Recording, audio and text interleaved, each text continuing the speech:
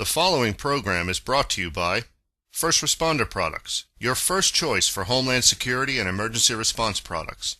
Visit them online at www.firstresponderproducts.com.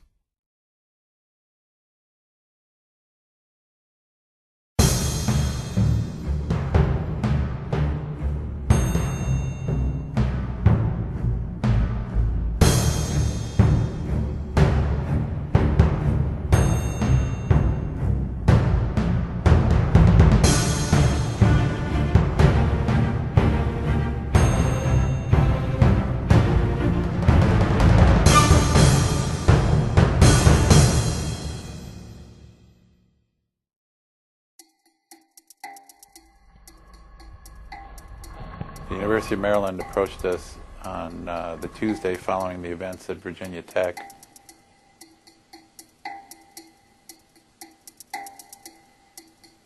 and asked us for a proposal on a text messaging system that will allow high-volume, high-speed messaging to their students, their faculty, their administration, staff, parents, and alumni. Within 2 days, they issued a purchase order. The following day, we had a system up and running for them. We've been making a few tweaks since then, improving the organizational structure of their system.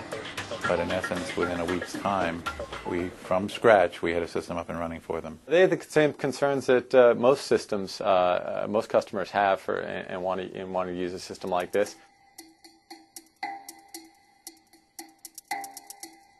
The desire to be able to communicate with both their internal people, their own responders and decision makers, and also out to their public, which in their case is students, parents, alumni, primarily students on campus, and the ability to communicate with them very quickly, very efficiently in a crisis, and with a platform that is reliable even during times of crisis. All incidents are local incidents before they're anything else. So from our perspective, we're very happy to have the capabilities we have.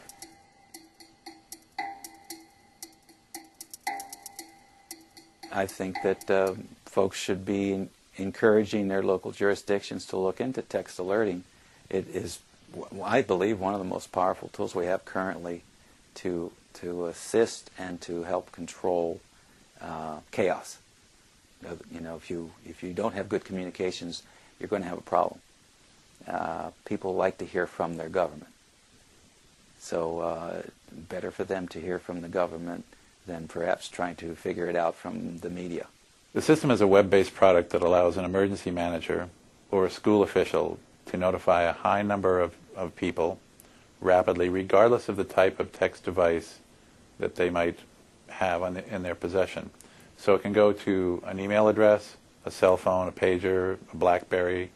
It can even go out via voice over the phone lines to as many different devices an individual cares to register. And this allows people to send out messages in a very short period of time with very explicit directions as to what to do about any given event. The best example I can give is we've had situations, for example, at federal agencies that use our system of a suspected gun in the building or something like that. And to give you one example, one of our customers in a situation like that ordered a lockdown and communicated, only using our system, communicated to every employee to lock themselves in the nearest room, and that security would be knocking on the door and announcing themselves with a specific language in a specific way, and almost a password type of situation. And they were to respond with a response. And that way both sides knew that they had both read these messages, so at the very least the people involved were employees within the building. And then once the trust was gained, the door would be opened and the security personnel would take a head count of the people in the room, make sure no one had a gun, and lock that room, seal it with tape so they knew that that room was safe, and move on to the next one.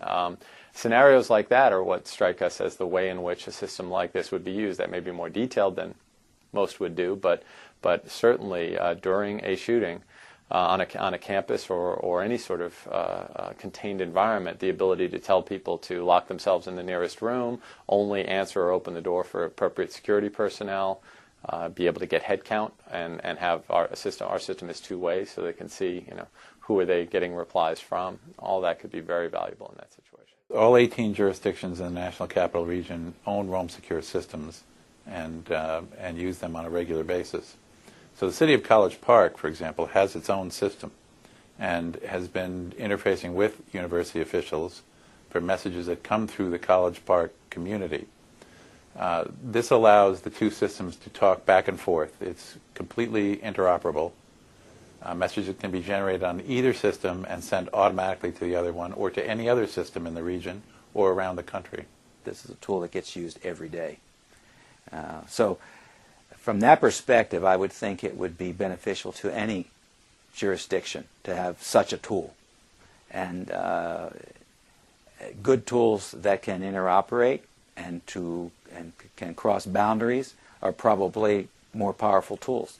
So does it make sense to maybe have a national alert capability or a regional alert capability or a state alert capability? I think it probably does make sense. Since our systems are rated at 18,000 messages per minute per server, the ability to hit a campus with 30,000, 40,000 students obviously is easily done within a matter of just a few minutes. And to have that communication done would have been a very easy thing to do with one of our systems. The universities that I've been talking to in the last few weeks have all expressed the interest that had they been able to really know what was going on the Virginia Tech campus, it would have been very beneficial to them.